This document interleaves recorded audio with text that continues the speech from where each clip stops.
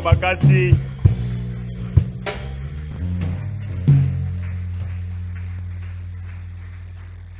To kitisi mitu na biso kobondela moko na moko loba ete kolo lobela ngai na pokwa na lelo to bondeli na kombo na Yesu. Haleluya.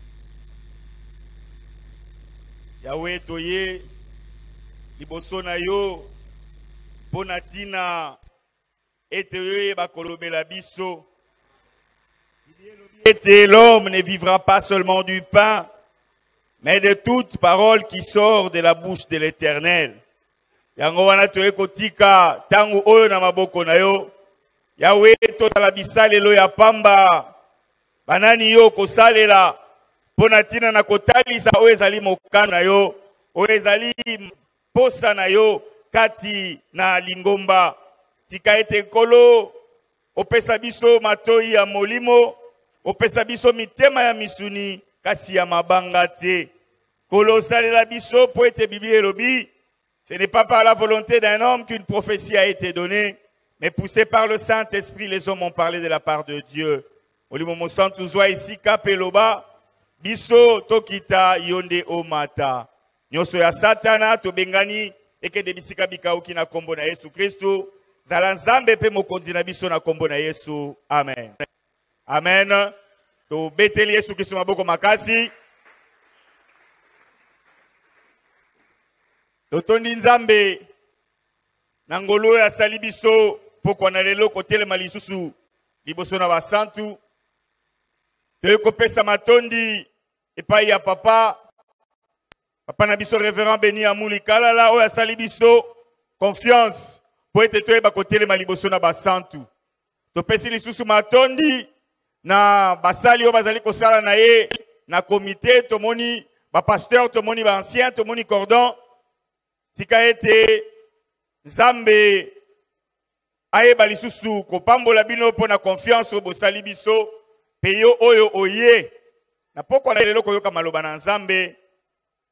Tika ete Nzambe apambola yo po ete présence na yo ezali po na biso te kasi ezali po oye koyoka Nzambe. Amen. Alléluia. Pokwa na lelo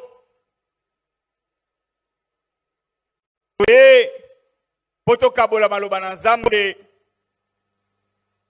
likolo na likambo moko oyo ezali kokoma to emesa kokoma na bomoi na bana na Nzambe. Na pokwa na lelo ezali les pièges de la pensée humaine. Le piège de la pensée de l'homme. Tozokende na kotanga totele militangi na biso ya liboso. Totangi na basambi sito juge. Juge chapitre 6. Litangi kozala mwa molai totangi verset 11 kino na 16. Telemi to mema maloba na Nzambe. Totangi Biblia elobi. Puis vint l'ange de l'Éternel, et il s'assit sous le térébinthe d'Ophra, qui appartenait à Joas de la famille d'Abiézer. Gédéon, son fils, battait du froment au pressoir pour le mettre à l'abri de Madian. L'ange de l'Éternel lui apparut et lui dit, l'Éternel est avec toi, vaillant héros. Gédéon lui dit, ah mon Seigneur, si l'Éternel est avec nous, pourquoi toutes ces choses nous sont-elles arrivées? Et où sont ces prodiges que nos pères nous racontent quand ils disent, l'Éternel ne nous a-t-il pas fait monter hors d'Égypte? Maintenant, l'Éternel nous abandonne et il nous livre entre les mains de Madian. L'Éternel se retourna vers lui et dit, va avec la force que tu as et délivre Israël de la main de Madian. N'est-ce pas moi qui t'envoie? Gédéon lui dit, ah mon Seigneur, avec quoi délivrerai-je Israël? Voici ma famille est la plus petite et la plus pauvre en Manassé, et je suis le plus petit dans la maison de mon père.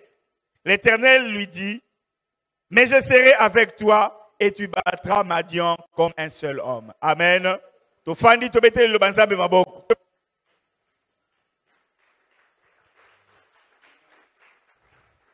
Alléluia.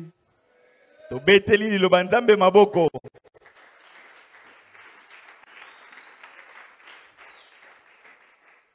Amen.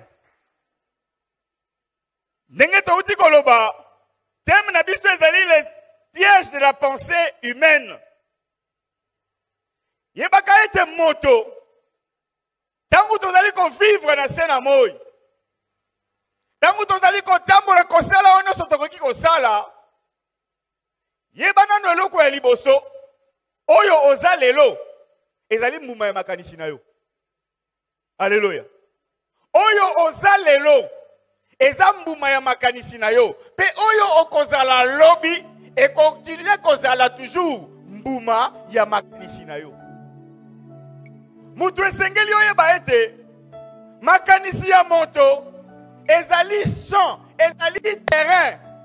Esika wapi bakonzi mibale bazali kowelela.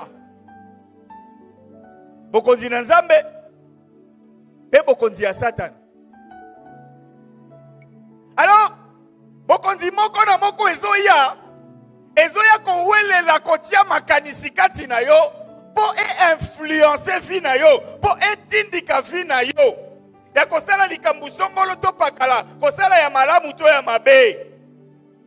L'homme est le produit de sa pensée, c'est l'intérieur. Donc la pensée qui influence l'extérieur. C'est la pensée qui influence le physique et le comportement de l'homme au présent et à l'avenir.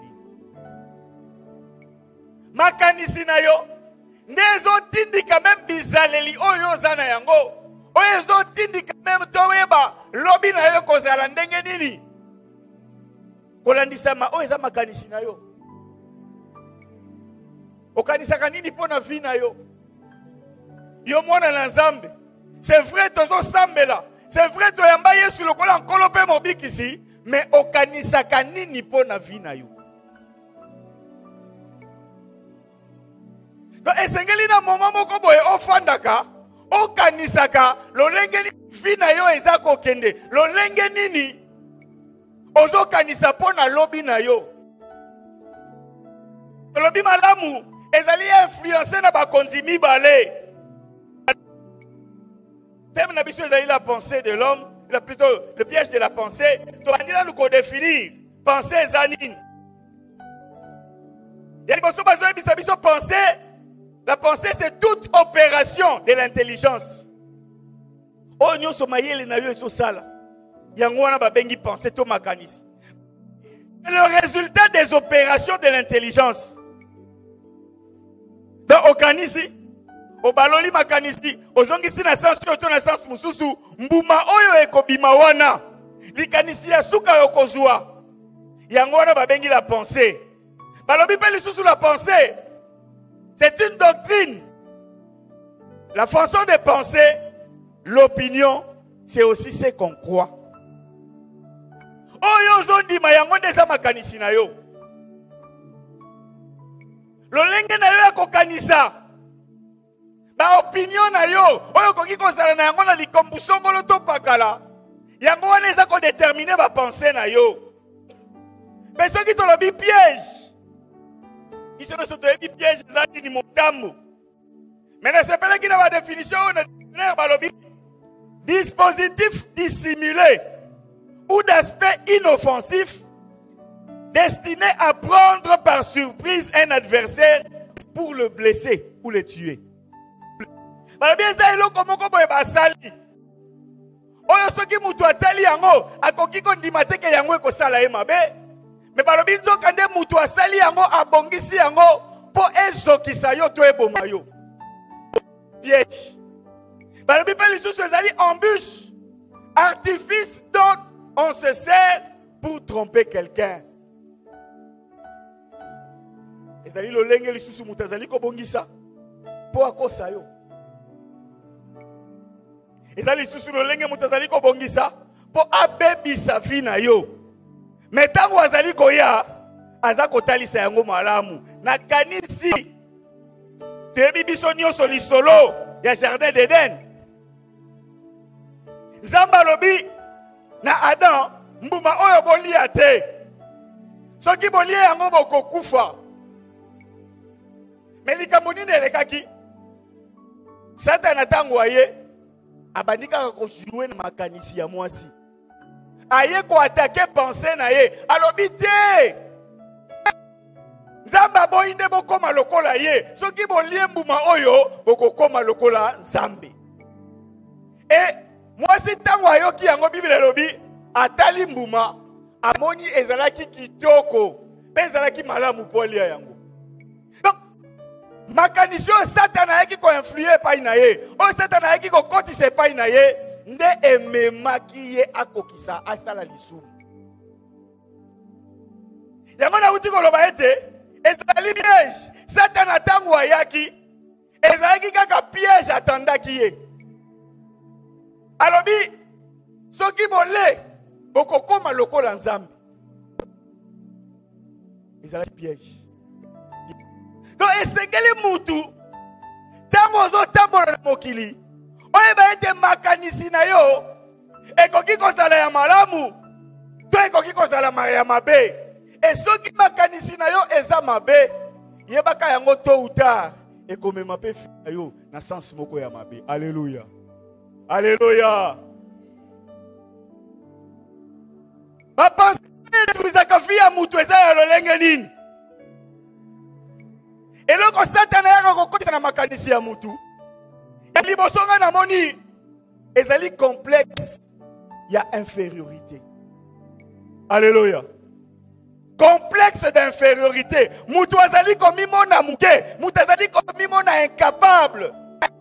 Tala Gédéon, Nzambe abengi ye vaillant héros. Mais ya bandi koloba makambo ngo na kosala ndenge nini?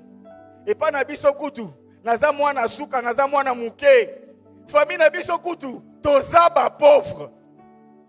Pendant que Nzambe azoya kokotisa ye makanisi ya malamu, makanisi ya cœur, makanisi ya muto aza kobunda, abengi ye même vaillant héros, mais ye abandi kotalisa ba faiblesse. Complexe, il y a infériorité. Combien de fois mwana na Nzambe ozo kutana na makambo mususu na vie, ba opportunité mususu ezo ya, mais kati na yo okotisa complexe ya infériorité. Moyo kende liboso ezate. Ozo mona mutu azana na difficulté ya komindima ye moko. Gédéon ne croyait pas qu'il était un vaillant héros. Ebele pe kati na biso. Même dans la classe, soka balobi intero a mat, nga kutu na mat na yebaka na ngati, nazalaka na nga mayele te. Balobi examen français, abandi ko banga, aza déjà na complexe par rapport ya likambu moko boyi.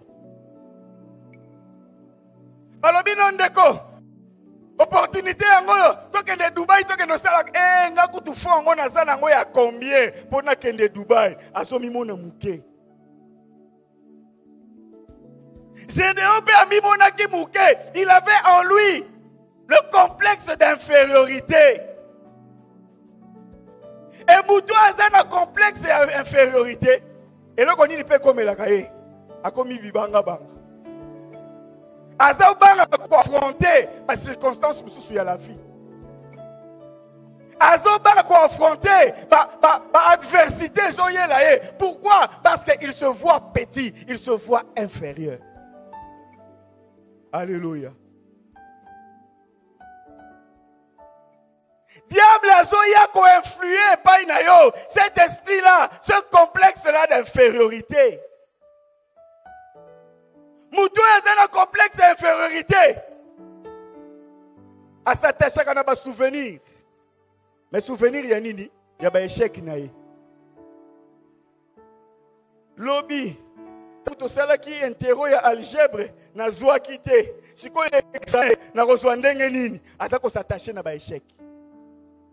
Nazalaki na fiancé, to umela kité, to sali kaka 3 mois aboyingai.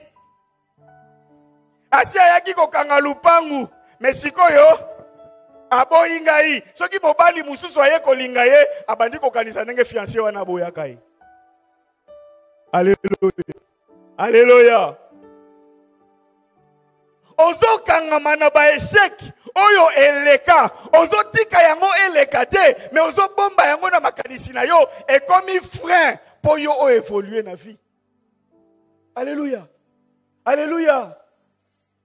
Et comme frein. O comme kotala likambo na sala kango na eshuaka. Likambo yo kutu papa na biso asala kango eshuaka. Likambo oyo yaya na nga asala kango eshuaka. E bongo ngai na ko réussir ndenge nini. Il a peur. Il y a un échec passé. Un échec passé, ils ont influencé même présent na ye. Si tu ne laisses pas le passé passer, le passé ne passera pas.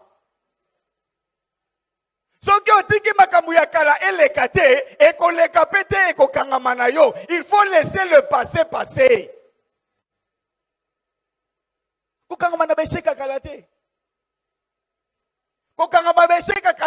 Pour lobby eleki eza elote lelope eza lobby ekoyate chaque jour eza na ba réalité na yango mokona Satan akangi ba penser ya mwana na Nzambe akomi kotala kaka ba échec na ye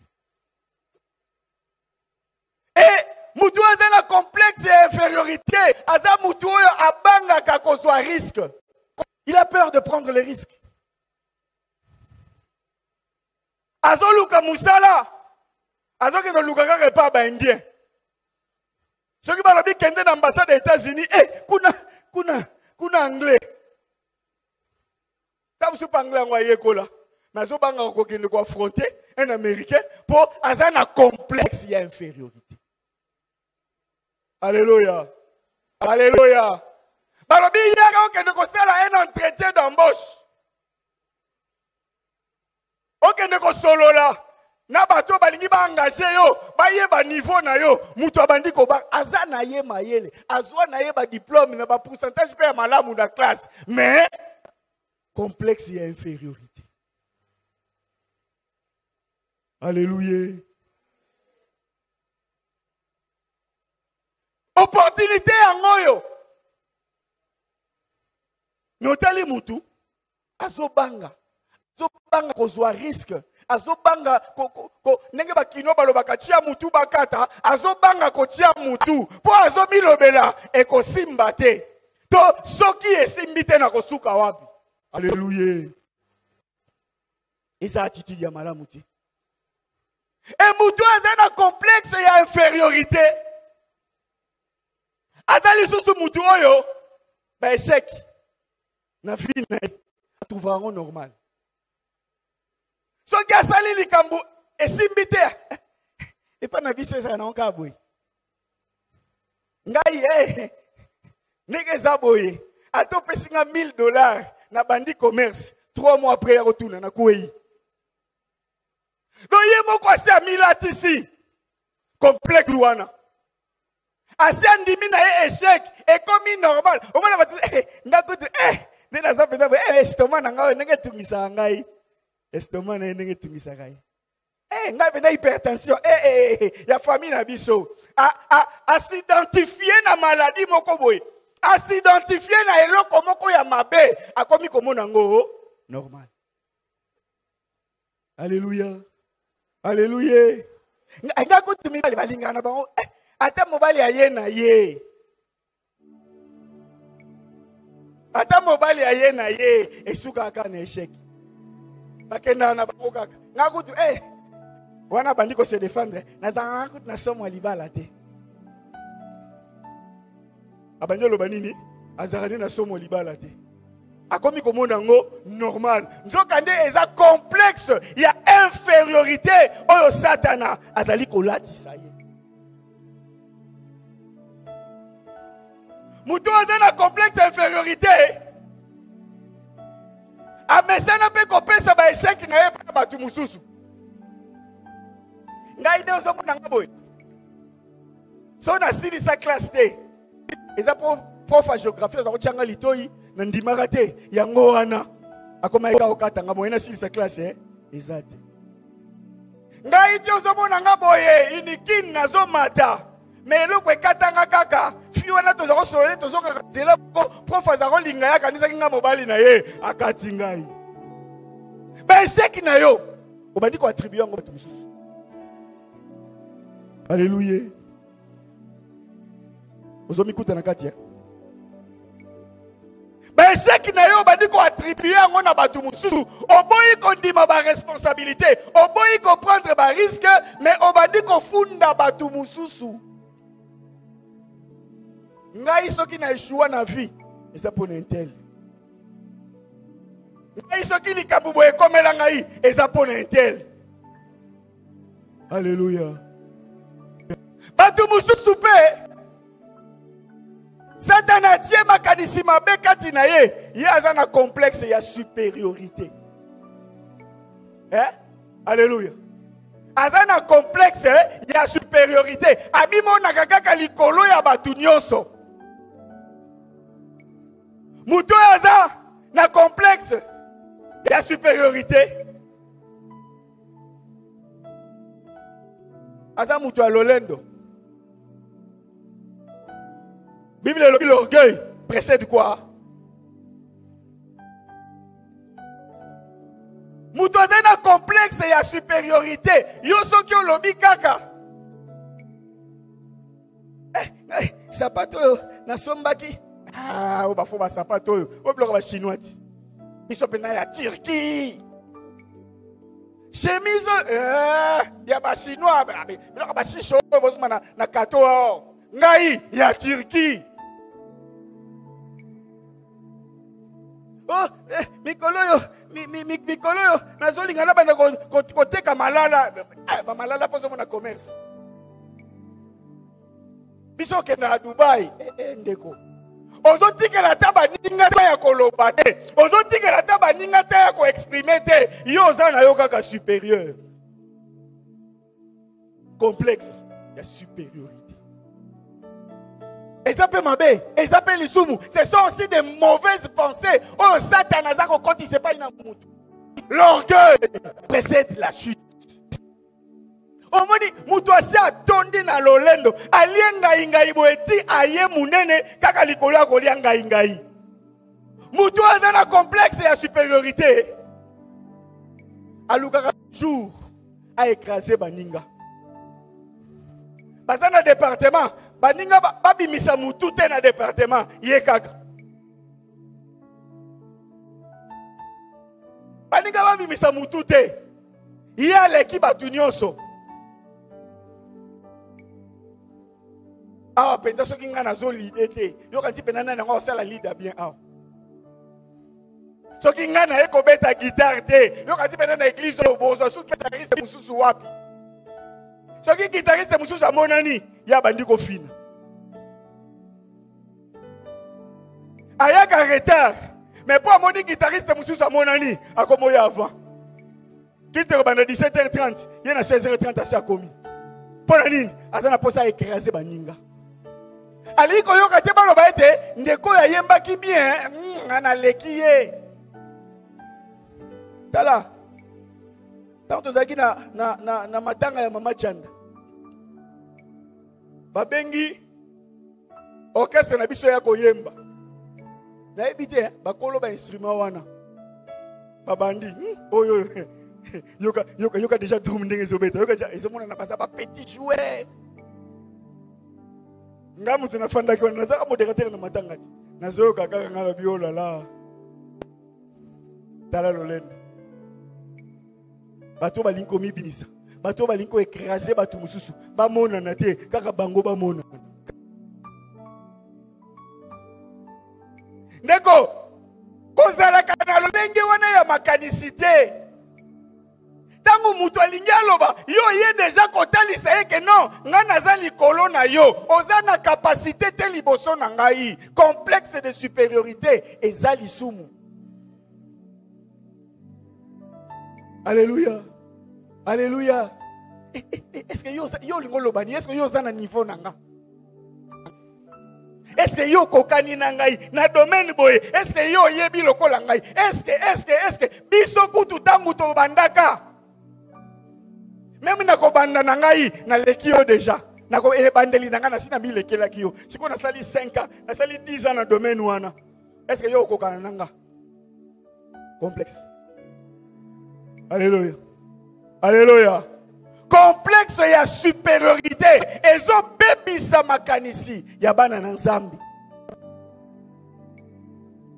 Et lolenge mususu ya makanisi mabe. Oyo Satan azo tia kati na biso. Ya bana na Nzambe. Ezali l'incrédulité, motema libanga. Mutu akomi tellement motema libanga, ozoya koloba na yebi kambu. Par rapport ya maloba na Nzambe, azo biso na yebi déjà. Ondeko, Bible lobi, na yebi. Tant que yo liko fungola, oh, Dieu résiste à yemoka bakisi aux orgueilleux. Mes frères, ngana za orgueilleux tiens. Asi a commis incrédule. Non, Bible lobi na situation na oyo, crois seulement Dieu va agir à bien andeko. Est-ce que yo zana kondima koleka ngai? Abano tu na yo est-ce que yo zana kondima koleka nga? Poye ayebi mingi, a commis incrédule. Tala, l'incrédulité n'est pas pour les païens, l'incrédulité c'est pour nous les enfants de Dieu. Biso bana na Nzambe nde ozo telemela maloba ya Nzambe oyo oyebi keza oui et amen, mais yo bandi ko luka ko tordre yango. O bandi ko luka ko rendre liloba ya Nzambe impuissant par rapport ya yo zo mona. Par rapport ya oyo yo zo kanisa, race incrédule. Alléluia. Alléluia. Incrédulité. Mwana na Nzambe ayebi maloba na Nzambe atangaka mais azokoka lisusu kondimela yango te koya église comme formalité. Tala mutu soka asa incrédule soka asa pengwi posongise na nzela Nzambe na yebi tokotoka. Bonne comme grâce. Parce que tangu yo zoya koyebi likabu yako ngana yebi yango déjà. Obiso kutu to sala ngo tala. Bino bo bandi ba Nzambe lelo. Tika ba loenga pampamba na tuna biso. Tuna nani? Biso. Mais ye moko maloba ngo ya Nzambe o azolobela tuna biso azokoka kosalela ngo te. Pourquoi? Parce que incrédulité et si continue motema na. Mutu oyo azana incrédulité. Asi akoti akomi na position oyo atiki Nzambe abandi ko luka ba solution na yeye moko na sepeli to tanga pona awa. Jérémie chapitre 2. Jérémie chapitre 2 verset 13. Bible lobini.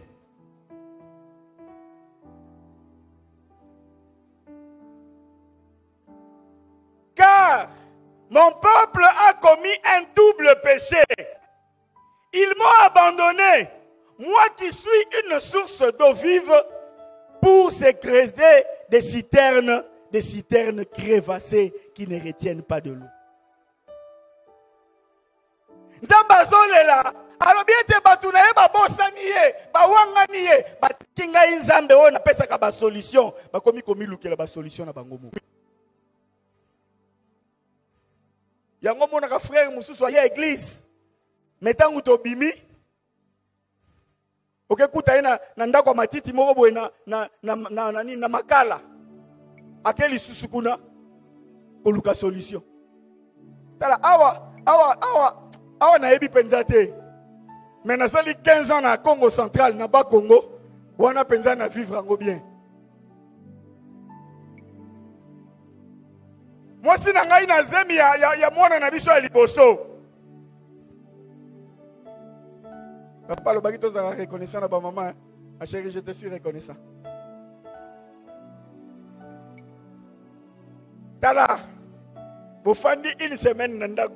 Semaine e kolanda boke hôpital. Bo sali 2 semaines. Bo bimi. Bo sali mo 2 semaines na ndako. Semaine e kolanda bo sali 3 semaines na hôpital.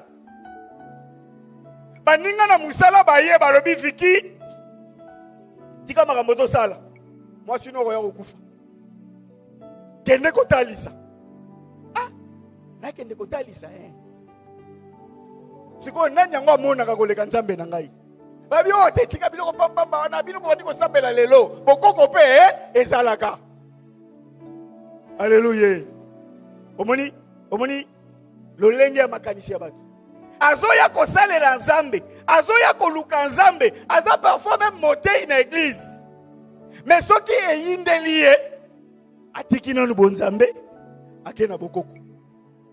Yango wana nzambe azoloba, batiki ngai citerne, o eza na mai ya bomoi, bake koluka ba citerne etoboka nango. Ba citerne crevassée. Bake koluka ba solution na makasi na bango moko. Tangu mwasi na nga aboti.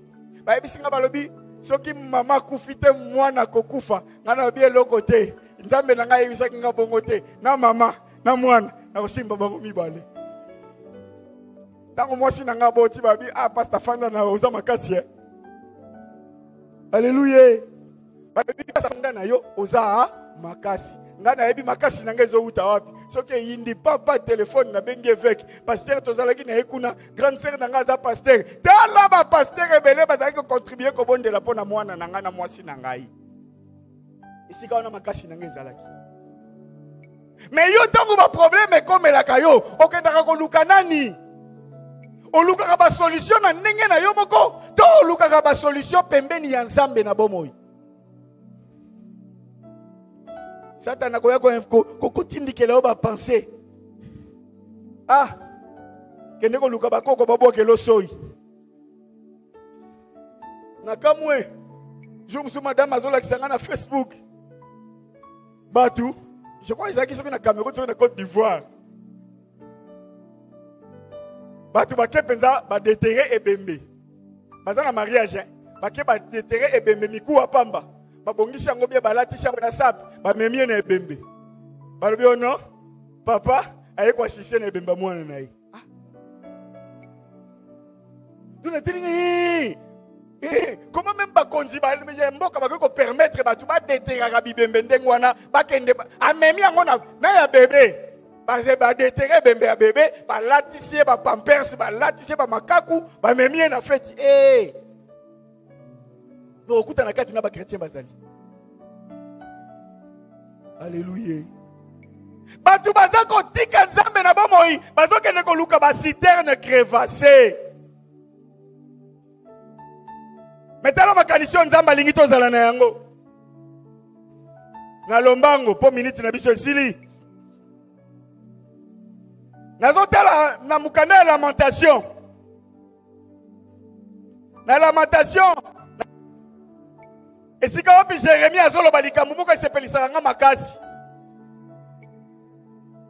Lamentation chapitre 3 verset 19 à 24.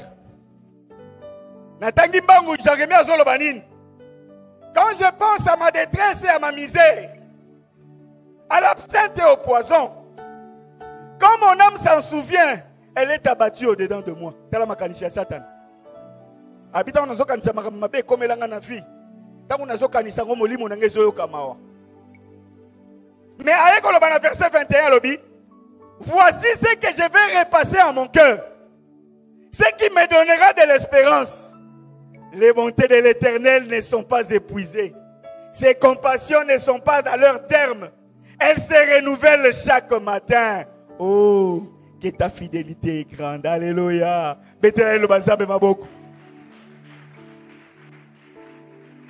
Talandeko, tango moni na fi na yo e indi. Tango moni kezo simba lisusu te. Tango moni ete okomi mawa mawa, tu te sens isolé, tu te sens rejeté. Kanisa makomi oyo. Il y a lamentation. Jérémie azako lobalobi, tango nazo kanisa ba pasi wana, alobi à l'absinthe et au poison. Absinthe et à poison moko. Je crois qu'ils ont la venin, il y a nyoka. Ozomona muto ameli yango, kanisa omeli venin ya nyoka ko za ndenge nini. Alors bita mona zo kanisa makambo wana, molimo nange yoki mawa, mais eloko moko. Bola mwanzambe sila kate. Alongwe na makanisa ya mabe, akoti na manisha malamu. Cet esprit a soufflé. Alors non. Les bontés de l'Éternel ne s'épuisent jamais. Elles se renouvellent chaque matin. Tala, tongo dio sosoko la muki lo banzamba za malamu. Tongo nyonso soki olamuki, loba nzambe alingi ngai. Tongo nyonso soki olamuki, loba ba projet ya nzambe nanu silité po na ngai. Parce que lobi ba projet na ye ekomi nanu na suka te. Ba projet na ye eza ko se renouveler ezoya ya sika tongo nyonso. Tongo nyonso soki na lamuki, bolamu nzambe ezolanda ngai. Nazwi initiative akotanga bolamu na nzambe. Moko sima mosusu na vina ngai. Kasi nakoki te kweleki ebele. Alléluia. Eleki ebele. Donc même ceux qui les lois ont échoué, na sepelaka na roi David. Tango atelemi liboso Goliath, batu nyonso bazo kima. Alobi a rien. Tango na kengela bampate, pour ça yakiti na bomaki. Tango na zo kengela bampate, lion yakiti na bomaki. Siko nyama. Nyama o azo terroriser. Tala. D'abord, lion sera bandi kolanda yo, mwa kuta pamba sera bandi kolanda oki mate aokanga yo. Siko lion. Siko lion susu manzaka makasi koleka ya mbwa. Minu koleka ya na ebi kutete soka simbi kaka dévorer yo.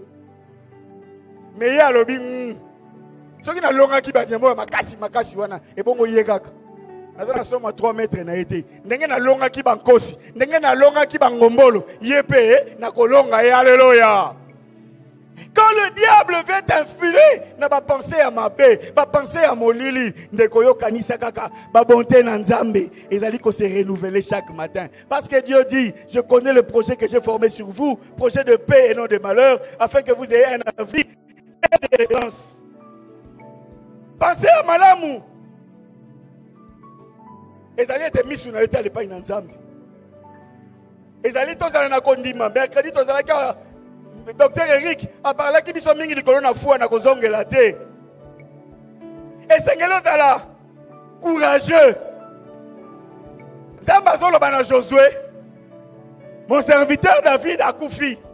Yo sikoyo muto ko diriger peuple. Mais bandi ko yebisa nini?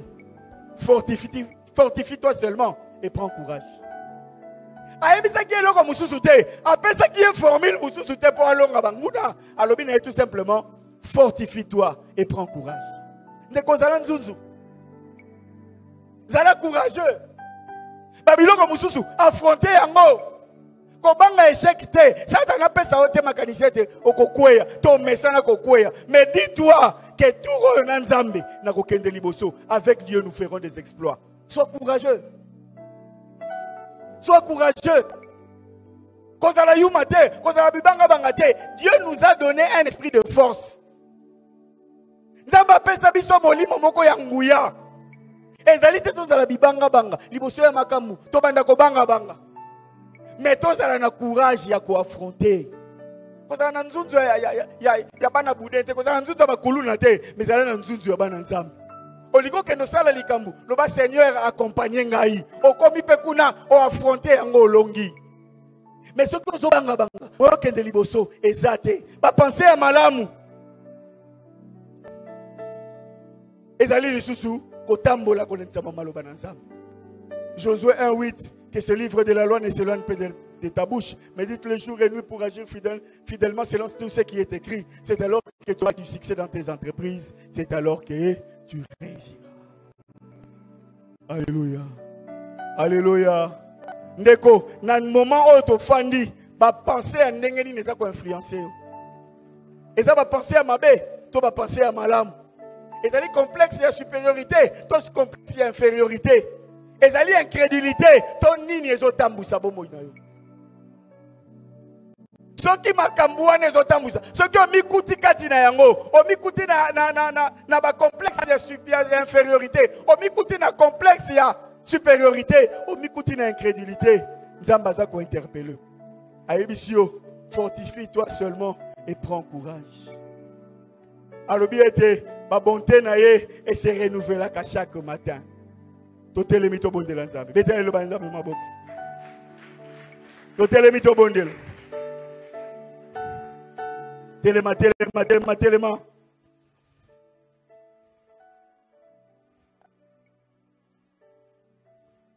Telema to bondela.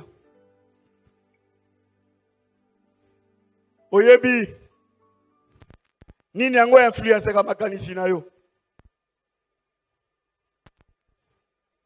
Oyebi.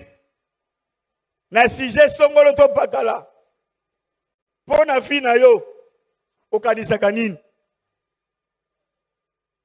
Peut-être yo zalaka na ona ngambo échec. Peut-être yo zalaka na ona ngambo ya kobanga banga. Mais lelo Nzambe aza ko interpeller yo. Tozo ke ndeko bondela loba kolo Yesu. Na yo kili loba na yo. Ko banda lelo.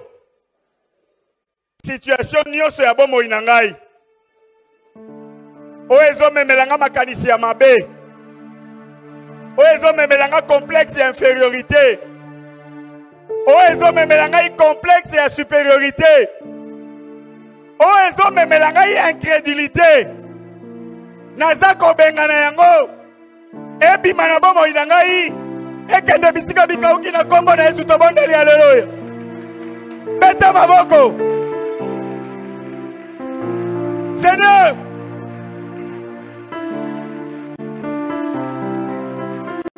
Pensez, il y a la guerre, il y a le combat.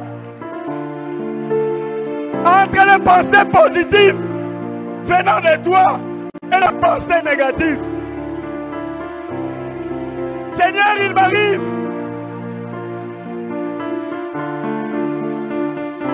de trembler devant l'adversité. Il m'arrive, Seigneur, de reculer devant le combat.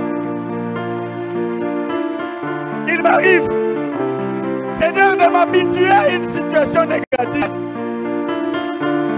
Nazome sana makambo ya mabe. Nazome sana na pasi na kolera. Nazome sana na maladi na kozanga. Kasi kolona kimaloba na yo. Yawe na yo kimaloba na yo. Naboyi complexe et infériorité na bomo inangai. Naboyi complexe et infériorité. Naboyi complexe et infériorité. Oyo nyoso ekoluka ete na mimona muke. Na mimona incapable. Na mimona impuissant. Na mimona limité. Na bengani yango ekadesika bikauki na kombo na Yesu. Yo Satan na makanisi na yo mabe. Yo Satan na mapense na yo négatif. Na bengani yo na bomo inangai. Na bengani yo na bomo inangai. Na bengani yo na bomo inangai. Kende bisika bikauki na kombo na Yesu. Kende bisika bikauki na kombo na Yesu. Makanisi ya échec. Oye akana fina ngai. Makanisi ya échec. Oye salaka ete na banga kwa affronter makambo. Yawe na eko bengana yango. Eko telemela yango.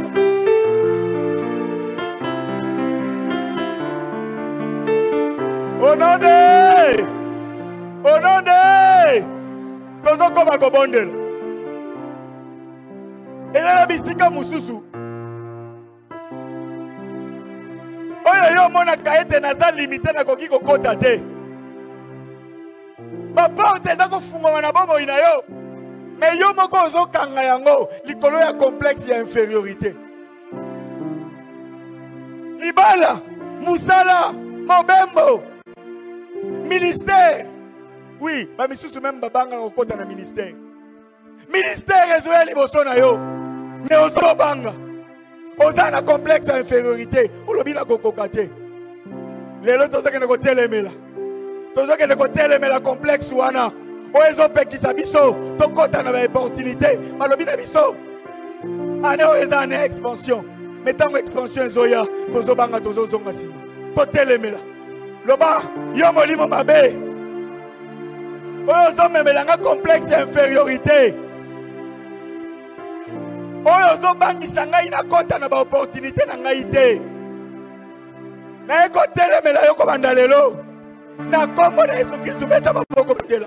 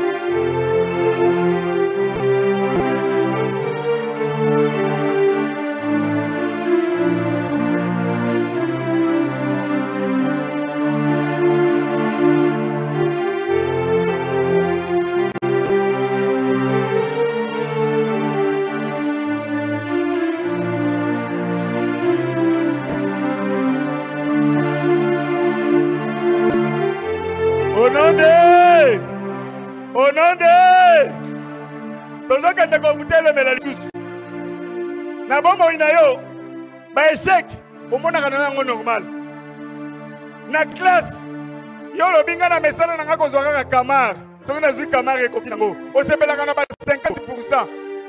Donc nzambe na biso lobi tu seras la tête et non la queue, le premier et non le dernier. Yo mesana na okaka wenza bitula soki ekomi pokwa mbisi bandiko bima makila soso bandiko bima makila ne yo zokende kosomba omesana na yo kaka mama tembelo ya mike mike okoka kosomba te eloko ya qualité ya malamu. Pourquoi? Parce que mikotisa na complexe ya infériorité omesana na yo na mabe tozokende kotelemela molimo wana yo mesana na yo kaka te bilamba tombola nde ezalaka bien ya bamagasin wana yango te mutaka iko mesana na mabete banda kobondela loba na kombo na Yesu na eko telemela oyo nyonso ya bomoi na ngai etindaka nga na mesana na pasi etindaka nga na mesana na kolera etindaka nga na mesana na baeshek na bengani yango ekende mosika na kombo na Yesu bondela. Haleluya.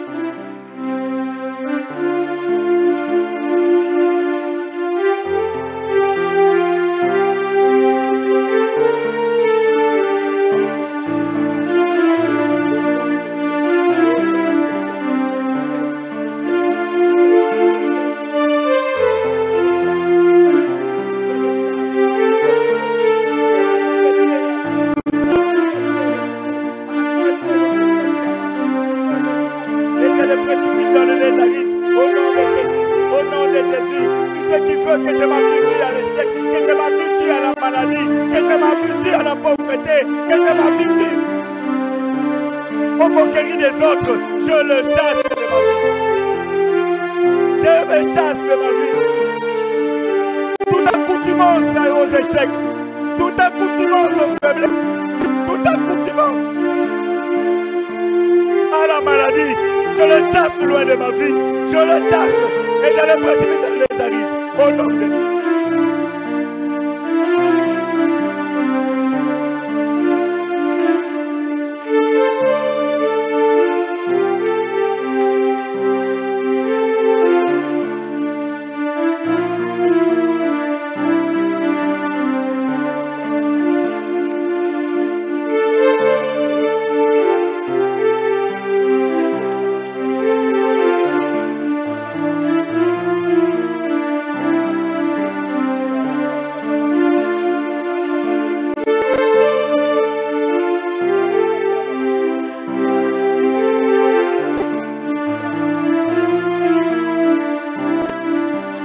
Naboyi komesana na pasi, naboyi komesana na kolela, naboyi komesana na maladi, naboyi komesana na nzala, naboyi komesana na yabaoyo nyonso ya mabe, na kombo na Yesu Kristo.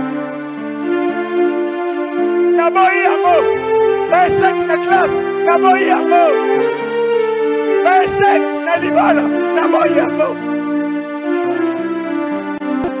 baeshek na commerce, naboyi yango, échec na voyage, na boya. Oyo nyonso ekotinda ngai na banga, na boya ministère.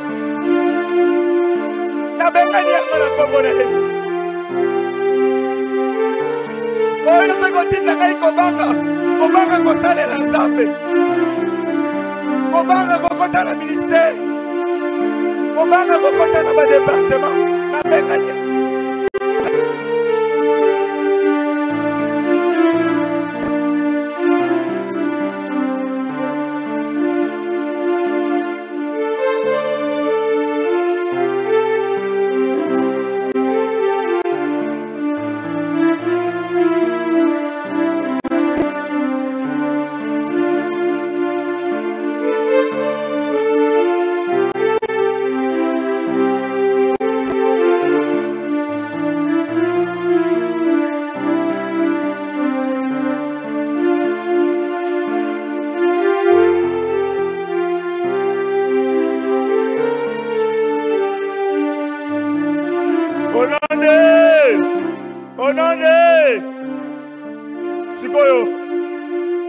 Nzambe pesanga révélation lolengo pesaki Jérémie loba na kombo na Yesu, na kombo na Yesu, na boyi oyo nyonso etalisaka nga ba échec, oyo nyonso etalisaka nga kokweyisama na ngai, kasi nalingi natala kobanda lelo bolamu na Nzambe na bomoi na ngai, bolamu na Nzambe na libala na ngai, bolamu na Nzambe na kotanga na ngai, na kobolamu na Nzambe na ba projet na ngai, bolamu na Nzambe, bolamu na Nzambe, bondela na kombo na Yesu lelo. Oui Seigneur. Jérémie a dit, quand je pense à l'absinthe et au poison, quand je pense à ma douleur et à ma souffrance, mon âme est abattue au-dedans de moi. Mais voici, je veux faire une chose, ce qui va me donner de l'espérance. Les bontés de l'Éternel ne sont pas épuisées. Elles ne sont pas encore à leur terme. Elles se renouvellent chaque matin. Zambé, namona bolamu na ona vie na ngai. Tongo nyonso soki na lamuki. Tongo nyonso soki na moni mokolo ya sika. Yahweh, naloba ete bolamu na yo ezobila ngai. Tes bontés, Seigneur. Tes bontés dans ma vie. Chaque fois que j'aurai le souffle de vie, chaque fois que je veux dire aujourd'hui que Seigneur, je m'attache à tes bontés. Seigneur, que je me souvienne de ton amour. Yahweh nakanisa kabolingo na yo. Yahweh nakanisa kabolamu na yo. Yahweh nakanisa ka lolengo pambola ngai. Ata komikisanga na malaria ya pamba. Yahweh na reconnaître bolamu wana. Bolamu na yo pesaka courage. Bolamu na yo epesaka courage ya confronter adversaire. Lokola David alobaki, j'ai tué l'ours, j'ai déchiré les lions, et toi les circoncis, je vais te couper la tête. Yahweh namona elonga tango nyonso na bomoi na ngai. Namona ka elonga na activité na ngai.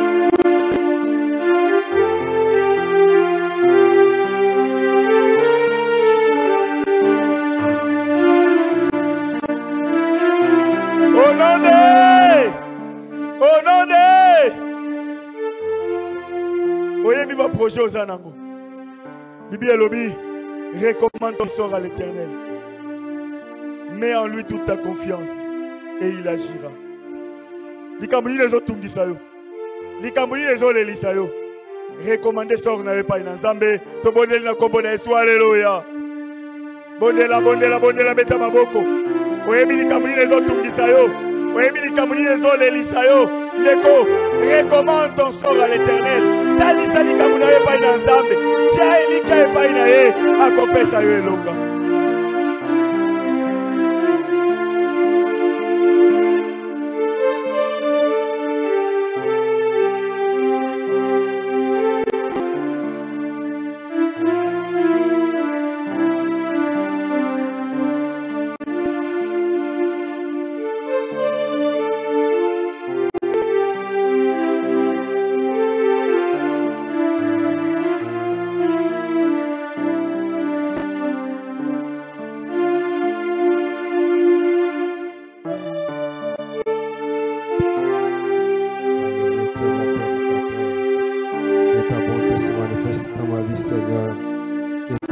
Se manifeste dans nos affaires, éternel Dieu.